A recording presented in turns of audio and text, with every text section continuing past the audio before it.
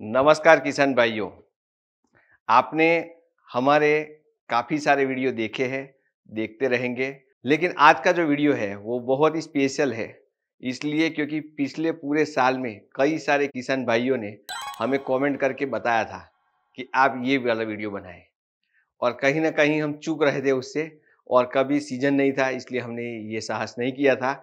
लेकिन आज आज मौका है, सीज़न है और ये वीडियो है प्याज की खेती का। किसान भाइयों, प्याज की खेती का वीडियो जो अभी हम आपको बताने जा रहे हैं, वो पूरा का पूरा पहला पार्ट देखिए। वो देखने के बाद आपके दोस्तों के साथ शेयर कीजिए, उसमें लाइक कीजिए, कमेंट कीजिए और अभी तक अगर सब्सक्राइब नहीं किया है, तो अभी सब्सक्राइब कर दीजिए। प्याज एक ऐसी फसल है जो 1 एकड़, 2 एकड़ आपने किया, तो आप ट्रैक्टर खरीद भी सकते हो और आपको ज़ीरो इनकम भी हो सकती है। प्याज की खेती किसान भाई ऐसे जैसे सट्टे की तरह करते हैं, लेकिन मैं चाहता हूं कि आप उस तरह से मत सोचो। प्याज की खेती वो कोई सट्टा नहीं है, वैसे खेती भी कोई सट्टा नहीं है, वो मेहनत है। क्योंकि प्याज में नॉर्मली कितना खर्चा होता है और कितना मुनाफा होता है, वो पूरा का पूरा एक तो डिपेंडेंट है वातावरण पे और दूसरा मार्केट रेट पे। यानी कि आपके हाथ में लगभग लगभग ना के बराबर है। इसलिए उसके खर्चे का तालमेल बिठा के, विज्ञान का सहारा लेके, आपकी मेहनत का रंग भर के और फिर रेट मिले या ना मिले, लेकिन आपको थोड़ा-सा ऐसा लगे कि भई चलो रेट नहीं हुआ तो क्या हुआ, थोड़ा-सा उत्पादन मिला है तो कोई बात नहीं, अभी ये साल गुज़र जाएगा। कम से कम ऐसा कर सकते हैं। या तो रेट अच्छा रहा तो फिर बहुत ज़्यादा मुनाफ़े की भी हम आशा अपेक्षा रख सकते हैं। तो उसके लिए हम स्टेप बाय स्टेप जाते हैं। तो पहले बात करते हैं नर्सरी की। नर्सरी में जब ओनियन आप लगाते हो, वहाँ से लेके ट्रांसप्लांटिंग की और ट्रांसप्लांटिंग के बाद की दूसरी स्टोरी या दूसरे पार्ट में हम लेंगे। लेकिन ओवरऑल एक पहला पिक्चर मैं बता देता हूँ। 1 एकड़ में तकरीबन 2.5 से 3 किलो बीज लगता है। आपके वहाँ कितना बीज लगता है आप कमेंट डाल के बताना, क्योंकि मैं बहुत जगह पे घूमा हूँ। राजस्थान में मैंने एक किसान को 20 किलो प्रति एकड़ में ये बीज डालते हुए देखा है। आज की तारीख में इस साल थोड़ा कांदा का रेट प्लस माइनस में थोड़ा रहा है, फिर भी आप मानो तो कम से कम 2500 से 3000 के बीच में है, बराबर? आप 2000 में भी कहीं से लेके आए या 2500 में भी लेके आए, एक एवरेज प्राइस गिनते हम, तो 2500 इंटू 3 किलो 7500 का बीज होता है। नॉर्मली 7500 के बीज की रिक्वायरमेंट रहती है। लेकिन 20 किलो मतलब कितना हुआ? वो सस्ता भी होता है, किसान ऐसा बोलता है कि तो सस्ता वाला है, 700-800 वाला है। फिर भी आप समझो कि 20 किलो का मतलब ये होता है कि 14-15 हज़ार या 20,000 का खर्चा उसने किया है। इसलिए मैंने आपको बोला कि विज्ञान का सहारा लेके चलो, अच्छी कंपनी का सर्टिफाइड बियारण, नोटिफाइड बियारण आप लेके बिजाई करते हो, तो आपको क्या होता है कि उसका जर्मिनेशन परसेंटेज 65% से ज़्यादा मिलता है। हमारे लाल ताज वगैरह लेते हो, तो उसका बीज का जो जर्मिनेशन है बहुत हाई-फाई रहता है। तो उसकी वजह से आपको जो 1 एकड़ में पौधों की संख्या चाहिए वो बरकरार रहेगी। इसलिए वो 2.5 से 3 किलो ही चाहिए, ज़्यादा नहीं चाहिए। तो यहाँ से शुरुआत होती है खर्चा कम करने की और विज्ञान का सहारा लेने की। अभी यहाँ से आप शुरू करते हो कि आपने 2.5 से 3 किलो कांदा का बीज लिया और आपने बिजाई शुरू कर दी, तो आपको नर्सरी बनानी है। डायरेक्ट खेत में प्लांटिंग नहीं करना है। कई सारे किसान भाई डायरेक्ट खेत में प्लांटिंग करते हैं, लेकिन वो अपने आप को रोको। आप डायरेक्ट खेत में बिजाई करते हो तो बहुत सारे प्रॉब्लम आने की संभावना है। बीज थोड़ा नीचे चला गया, जर्मिनेशन नहीं आएगा, ऊपर रह गया, जर्मिनेशन नहीं आएगा। बहुत हल्का, पतला, छोटा-सा महीन बीज है, तो वो तैर के कहीं और निकल जाएगा पानी के साथ। तो वो कहीं न कहीं प्रॉब्लम होने की संभावना है, इसलिए नर्सरी करो। नर्सरी में आप कंट्रोल कर सकते हो पानी को, नर्सरी में आप कंट्रोल कर सकते हो कीट और रोग को। नर्सरी में अगर ज़रूरत पड़ी तो थोड़ा-सा वातावरण भी नियंत्रित कर सकते हो। बहुत ज़्यादा बारिश है तो आप उसके ऊपर कवर कर सकते हो। बहुत ज़्यादा गर्मी बढ़ गई तो आप दोपहर में 1 आध 2 बार पानी छिड़काव कर सकते हो। ऐसा नर्सरी को कहीं न कहीं आप कंट्रोल कर सकते हो, बराबर? आपको दवाई वगैरह स्प्रे करना है, छोटे से एरिया में स्प्रे करना है, तो आप वो कर सकते हो। तो आपको बीज अच्छे से जर्मिनेशन मिलेगा।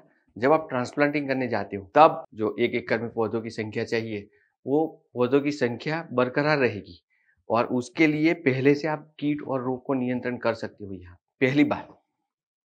खर्चे की। तो पहला मैंने बताया कि तकरीबन आप 2500 से 3000 का बीज लेते हो, तो आपको मोटा-मोटा मैंने बताया कि 6 साढ़े 6,000 से लेके 10,000 के बीच में बीज आएगा। इतना बीज आप नर्सरी अगर लगाते हो, 45 दिन की नर्सरी होती है, 45 दिन का अच्छा मैनेजमेंट करते हो आप, तो एक मजबूत तने वाला पौधा आप ट्रांसप्लांट कर सकते हो। नर्सरी का खर्चा आप मोटा-मोटा मान के चलो कि खेत तो आपका है ही, पानी बहुत कम चाहिए, बारिश का मौसम है, शायद उससे भी कम चाहिए, लेकिन उसमें 2 या 3 राउंड दवा के आएँगे कीट रोगों के लिए और एक आध खरपतवारनाशी के लिए आएगा। तो वो जो आप मैनेजमेंट करते हो उसका खर्चा मैं नहीं मानता कि ज़्यादा से ज़्यादा 2 से 3,000 का हो, उससे ज़्यादा होने वाला नहीं है। खेत की अच्छी तरह से तैयारी मतलब ज़मीन की तैयारी करने के लिए आप शायद भूमि का संचार वगैरह का प्रयोग करो और उसका जर्मिनेशन भी आपको अच्छा मिलेगा, ग्रोथ फिगर भी मिलेगा, जड़ों की संख्या भी ज़्यादा मिलेगी आपको, तो उसकी वजह से पौधा भी मजबूत रहेगा, ज़्यादा कोई खाद डालने की ज़रूरत नहीं है, 2-3 किलो डीएपी उसके साथ मिला के आप डाल सकते हो, तो उसका भी कोई बहुत ज़्यादा खर्चा नहीं है। आपको समय देना पड़ेगा उसके लिए, खर्चे की बात नहीं है क्योंकि बीज तो आपने लगा दिया, मानो कि आपने 1 एकड़ की नर्सरी लगाई है, थोड़े से एरिया में, बराबर? लगभग 1 एकड़ को जितना कांदा चाहिए बीज और जितना पौधा चाहिए, उसके लिए आपको 1/28 मतलब सिर्फ 5 से 7% एरिया लेना पड़ता है। मतलब आप 40 गुंठा गिनते हो 1 एकड़ के लिए, तो उसका 5% तो मतलब 2 गुंठा, 2 आर के अंदर नर्सरी लगा सकते हो, कोई 3 आर के अंदर भी लगा सकता है। 2 से 3 आर में हो जाएगा, बराबर? अगर आपको सिर्फ 40-45 दिन तक चलाना है तो इतना हो जाएगा, कोई थोड़ा ज़्यादा भी लगाता है, अपनी सहूलियत के हिसाब से करते हैं। उतना एरिया के लिए पानी भी बहुत कम चाहिए। आप नर्सरी लगाते हो तो मेजर जो प्रॉब्लम आएगी वो मैं आप 2-3 प्रॉब्लम आपको बता देता हूँ। सबसे बड़ा प्रॉब्लम उसमें कीट और रोग का आएगा। जैसे कि आपने अभी बीज डाला है, 1-2 बारिश अभी हो चुकी है और वातावरण में नमी है और साथ ही में थोड़ा-सा बारिश हल्का-फुल्का होता है, बंद हो जाता है। तो इस टाइम पे आपको चूसक तरह के कीट बहुत कम आने की संभावना है, सिर्फ आपको रोग से बचाना है, जिसमें अल्टरनेरिया ब्लाइट आ सकता है, कोई अलग दूसरा ब्लाइट भी आ सकता है, कोई पर्पल ब्लॉच भी आ सकता है, जड़ गलन वगैरह भी आ सकता है। तो वो सब छोटे-मोटे रोग आने की संभावना है, तो उससे नॉर्मल फंजीसाइड के स्प्रे से हो जाएगा। ज़मीन की अगर आपने तैयारी अच्छी तरह से की है, उसमें अगर आपने अच्छी तरह से संचार भूमि का डाला है, तो दोनों डालने की ज़रूरत नहीं है। पहले प्रिपरेशन में आप संचार अकेला डाल दो, जिसकी वजह से जर्मिनेशन भी अच्छा आएगा और ग्रोथ फिगर भी अच्छा आएगा। उसके बाद में लगभग उगने के बाद 10-15 दिन के बाद टोटल 20 दिन के बाद आप भूमि का डाल सकते हो। तो ये दोनों के बीच में अगर आपको ऐसा कहीं न कहीं महसूस होता है कि आपको फंजीसाइड स्प्रे करने की ज़रूरत पड़ेगी तो आप एक आध राउंड ले सकते हो। उसके बाद में अगर वातावरण में अगर सूखापन आता है, ड्राइनेस आती है, मतलब 1-2 बारिश 3 बारिश हो गई है, फिर अचानक बादल खुल गया, हवा खुल गई है, धूप गिरने लगी है, ज़मीन में थोड़ी-थोड़ी नमी है, ऊपर थोड़ा-सा ड्राइनेस आ गया है, नमी थोड़ी कम पड़ रही है और डे नाइट का टेम्परेचर वापस थोड़ा नरम-गरम रहता है, रात को ठंडी और दिन में थोड़ा गर्मी जैसा लग रहा है, तो थ्रिप्स आने की संभावना रहती है। तो इस समय पे भी आपको ब्लाइट और थ्रिप्स दोनों साथ में आएँगे, तो वो भी अगर आपके वहाँ आते हैं, तो आप उसका भी नियंत्रण कर सकते हो। साथ ही साथ में सबसे इम्पोर्टेंट, ये जो कीट और रोग बताया, वो इफ्स एंड बट्स पे है। अगर रोग आया तो आप नियंत्रित कर सकते हो। अगर आपके वहाँ कोई आता है तो आप डाल सकते हो, तो हम उसके लिए हम आपको दवाई बताएँगे। लेकिन रोग आएगा या नहीं आएगा, खरपतवार तो आएँगे। तो खरपतवार से बचने के लिए मैं आपको एक आसान उपाय बता के रखता हूँ, नर्सरी के लिए, बराबर? तो आपको नर्सरी के लिए छोटे पैकिंग में दवाई मिलेगी। ये जो खरपतवारनाशी है, वो 2 है। एक ऑक्सीविया है, ऑक्सीफ्लोरफेन, दूसरा है क्विज मास्टर। ये दोनों दवाइयाँ बहुत इम्पोर्टेंट हैं। नर्सरी में आपको देने की ज़रूरत ना पड़े ऐसा मैं चाहता हूँ, लेकिन हो सके तो आप इसका प्रयोग कर लेना, अगर बहुत ही खरपतवार होते हैं तो। लेकिन खरपतवार बड़े होते हैं तब मत करो, छोटे होते हैं तभी उपयोग कर लो। ये जो क्विज मास्टर है 5% क्विज़ालोफ्लोविथाइल, वो जो होता है, वो 500 ml पर एकड़ है। अभी आपने नर्सरी कितनी लगाई है? मैंने बोला था लगभग 2 से 3 आर में। तो एक आर में लगभग 12.5 ml लेना है। तो आपने 2 से 3 आर में लिया है, तो आपको लगभग 25 से 35 के बीच में आप लगभग 30 का एवरेज रख सकते हो। 30 मिली क्विज मास्टर और दूसरा आपको लेना है ऑक्सीविया। ऑक्सीविया 250 मिली है, तो उसको 12 से 15 मिली लेना है। और उसके साथ चिपको यानी कि हमारा सर्फेक्टेंट जो आता है वेटसिल प्लस, उसको उपयोग करना है 2 से 5 मिली। ये 3 दवाइयाँ जब खरपतवार लंबी पत्ती वाले हो या गोल पत्ती वाले हो, तो ज्यादातर क्विज मास्टर क्या करेगा, लंबी पत्ती वाले को मारेगा, और जो गोल पत्ती वाले हैं उसको ऑक्सीविया मारेगा। और उसके साथ में कोई न्यूट्रिएंट, कोई पोषक तत्व नहीं लेना है, सिर्फ वो लेना है आपको वेटसिल प्लस। मॉनसून है इसलिए लेना जरूरी है। ये आप लेके स्प्रे कर दो, 1 या 2 पंप होगा ज्यादा से ज्यादा, उससे ज्यादा आपको करने की आवश्यकता नहीं, उसके ज्यादा एरिया भी नहीं है। तो ये करने से क्या होगा, जो वीड अभी उग के निकला है 2 से 3 पत्ती का है, वो ज्यादातर नियंत्रण हो जाएगा। हो सकता है कि धूप ना खिली हो तो इसका परिणाम थोड़ा कम आ सकता है, इसलिए ट्राई करें कि धूप खिली हो तब स्प्रे करें। अगर आपको ऐसा लगता है कि बारिश वाला वातावरण है तो हाथ से ही निकाल, हाथ से निकालने में ज्यादा बेहतर रहेगा, अच्छा रहेगा। अगर जरूरत पड़े तो ही ये दवाई का उपयोग करें। तो किसान भाइयों, मैंने जैसे बताया कीट रोग अगर कोई आता है, वातावरण के आधार मैंने बताया कैसा वातावरण होगा तो कौन सा कीट रोग आएगा, उसके आधार पर आप हमें कमेंट डाल के बता सकते हो। और खरपतवार का तो आना ही आना है। खरपतवार अगर ऐसे आता है तो आपको 45 दिन तक बचाना है, तो ये खरपतवार नाशी दवाई जो मैंने बताई वो आपको शुरुआती अवस्था में लगभग 15 दिन से लेकर 25 दिन के बीच में आपको प्रयोग कर लेनी है।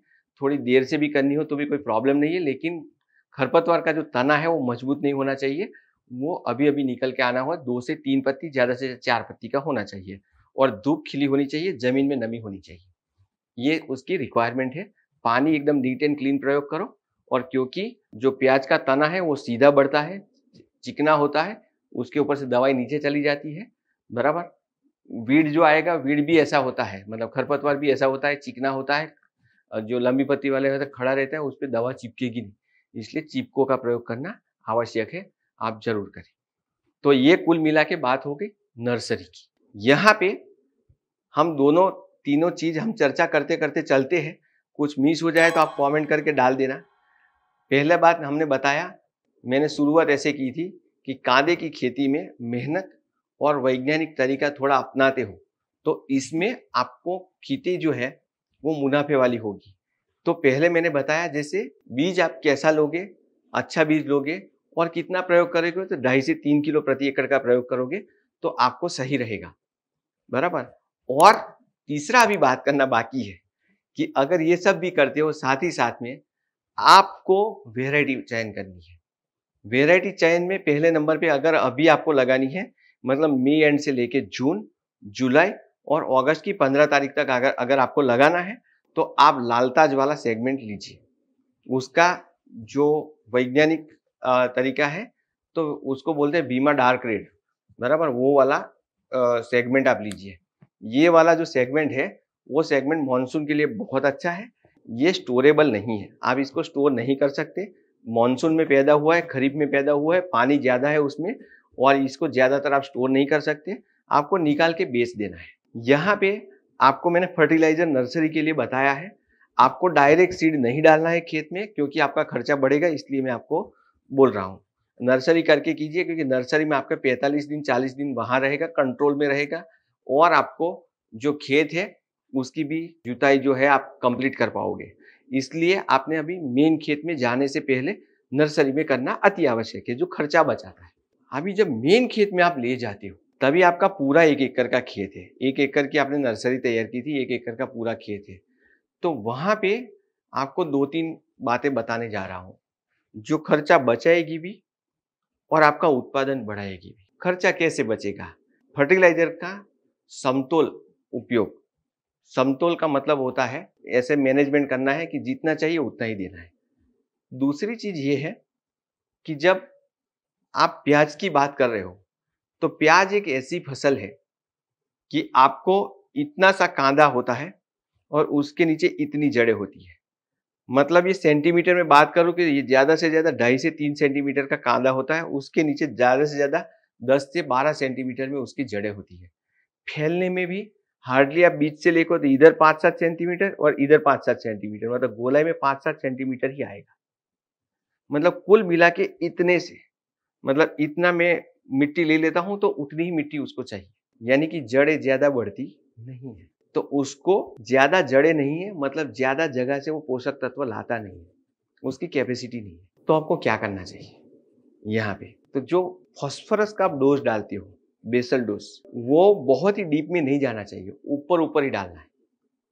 बराबर, जब जमीन की तैयारी करते हो तो तैयारी करने के बाद डालना चाहिए। तो वो करने से क्या होगा कि फॉस्फोरस का जो अणु है वो नीचे बहुत नहीं जाएगा, जो दाना है वो नीचे नहीं जाएगा, फिर दाना पानी के साथ मिलेगा, फॉस्फोरस का अणु निकलेगा, उस अणु को आसानी से जो प्याज की जड़ है वो ले पाएगी। एक तो ये तरीका है। दूसरा एक जैविक पद्धति का है। आप डीएपी वगैरह डालते हो, डालो, बराबर, उसके साथ में आप महाराजा माइकोराइजा का प्रयोग करो और साथ ही साथ में संचार का प्रयोग करो। उससे क्या होगा कि संचार से जड़ें थोड़ी ज्यादा बढ़ेगी। आपको अनुभव करना हो तो कर लेना। जब नर्सरी डालते हो ना, तो आप संचार, मतलब आपने 1 एकड़ के लिए 2 आर की नर्सरी बनाई है, 2 गुंठे में नर्सरी बनाई है, तो 1 गुंठे में संचार डालना, 1 गुंठे में मत डालना। आपको क्लियर कट विजिबल डिफरेंस पता चल जाएगा, बराबर। तो ये संचार का पावर है। तो संचार डालते हो, वो जैविक तरीका है। दूसरा तरीका ये है कि उसके साथ ही साथ में आप महाराजा डाल दो। महाराजा क्या करेगा कि मानो कि ये कांदा है, मतलब ये प्याज का ऊपर का हिस्सा है और ये जड़ें फैली है, तो जड़ें यहाँ तक ही जाएगी, 5 से 10 सेंटीमीटर मैंने जैसे बताया, तो यहाँ इतने में से ही वो न्यूट्रिशन लेगा। लेकिन अगर महाराजा डालते हो तो महाराजा एक वास्कुलर एब्रेस्कुलर माइकोराइजा है, वार्म फंजाई जिसको बोलते हैं, लेकिन एक्चुअली में ये एंडोमाइकोराइजा है। जड़ की जो टिश्यू होती है, पेशी होती है, पेशी के अंदर कोशिका होती है, कोशिका के अंदर ये फफूंदी जाती है और वहां से लेके फिर वो बढ़ने लगती है। तो वैसे तो वो सहजीवन लेती है कि जो फफूंदी होती है वाम, वो कहीं ना कहीं प्याज में से खाना खाती है, बराबर। लेकिन जितना खाना खाती है उससे ज्यादा वो जमीन में से पोषक तत्व और पानी उठा के उसको देती है। तो यहां से लेके बहुत दूर तक जाएगी। यानी कि जैसे मैंने बताया, प्याज की जड़ें इतनी होती है, मतलब 1 हाथ में आ जाए उतनी जड़ें होती है। उसकी जगह पे अगर वाम आपने डाल दिया, अगर महाराजा आपने डाल दिया, तो वो फैलेगी 2-3 फीट तक और वहां से पोषक तत्व उठा के उसको देगी। तो आप कुछ खर्चा कर रहे हो, लेकिन उसके बदले में जो आप खर्चा बचा रहे हो, कि डीएपी की बैग आज हो गई है तकरीबन 1500 रुपये की, पोटास की बैग हो गई है तकरीबन 1700 रुपये की, बराबर। तो आप ये सब खर्चा जब मिलाते हो, बराबर, तो टोटल खर्चा होता है 3000 रुपया। मानो कि आपके वहाँ 1200 रुपये 1300 रुपये में डीएपी मिलता है, कोई आपके वहाँ 1500 रुपये में पोटास मिलता है।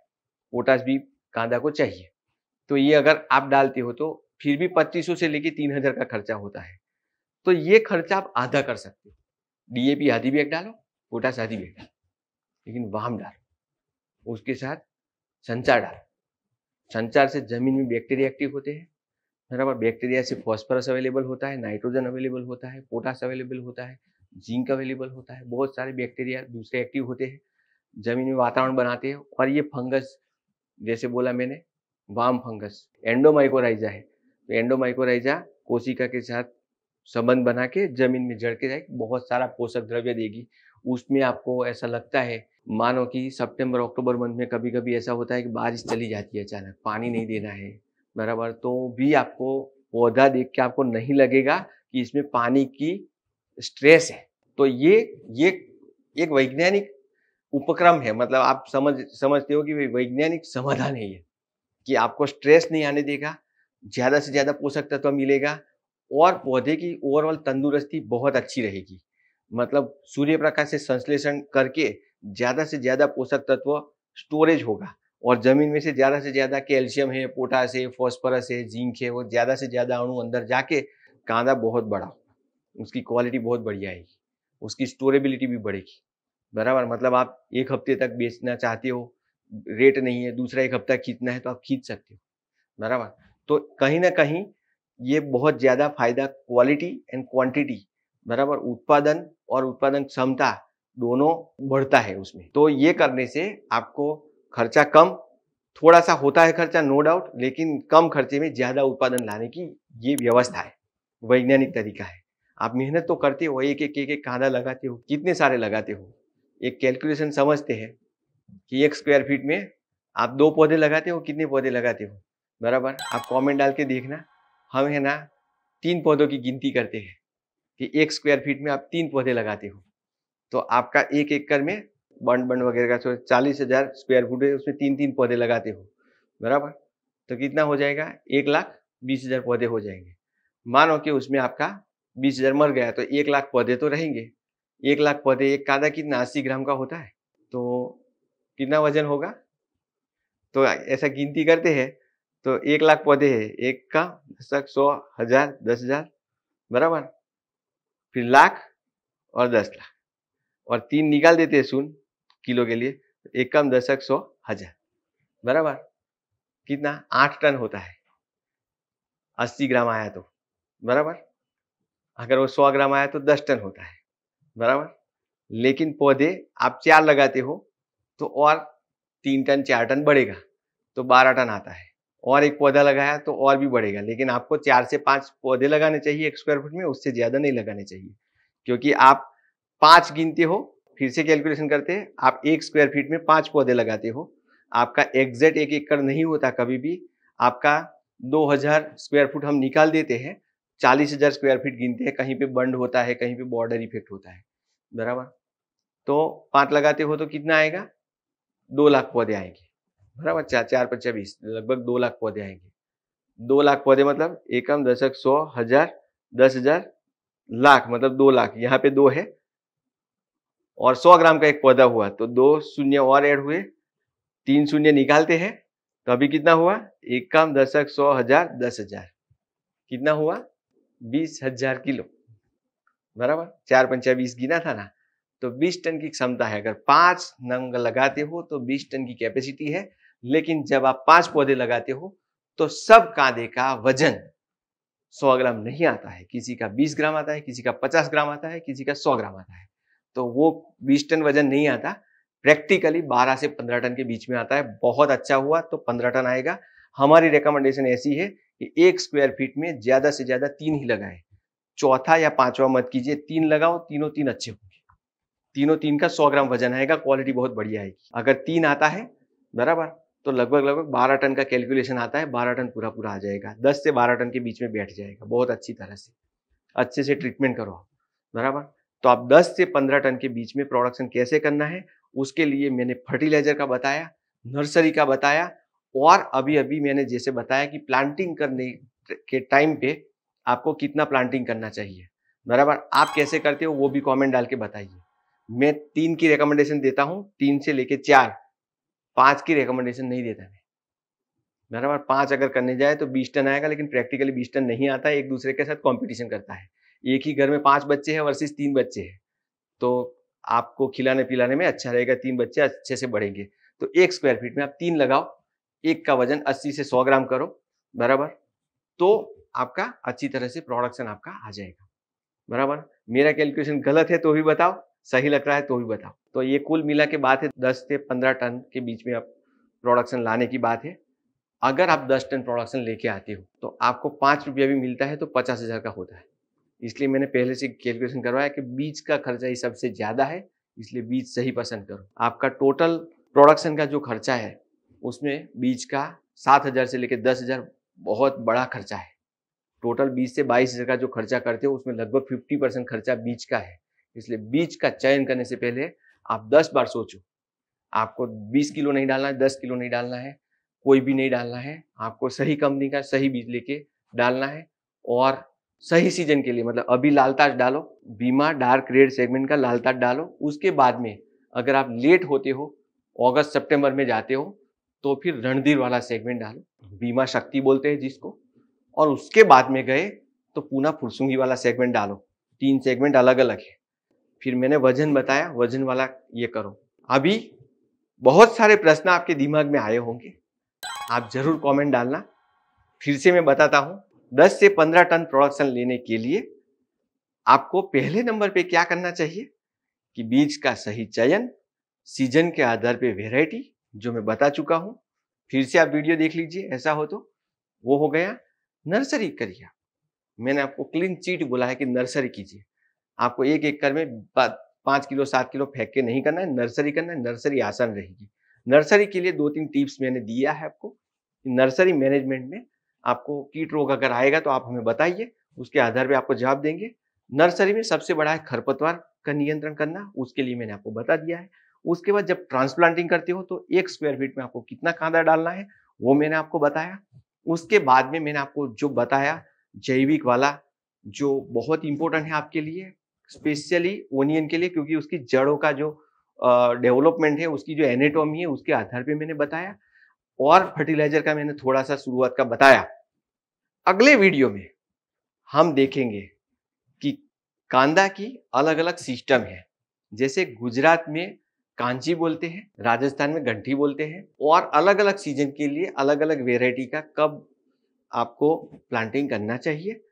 और साथ ही साथ में आपको प्रैक्टिकल 15 टन प्रोडक्शन लेने के लिए बिजाई के बाद फर्स्ट स्टेप, सेकंड स्टेप खत्म हो गया है, उसके बाद में क्या-क्या प्रॉब्लम आएंगे, उसका सॉल्यूशन क्या-क्या है, कीट रोग क्या-क्या आएंगे, उससे कैसे बचाना है। कांदे में और भी 2-3 तरह के प्रॉब्लम आते हैं, फिजियोलॉजिकल डिसऑर्डर आते हैं, वायरस वाले प्रॉब्लम आते हैं, उससे कैसे बचते हैं, वो सेकंड पार्ट में देखेंगे।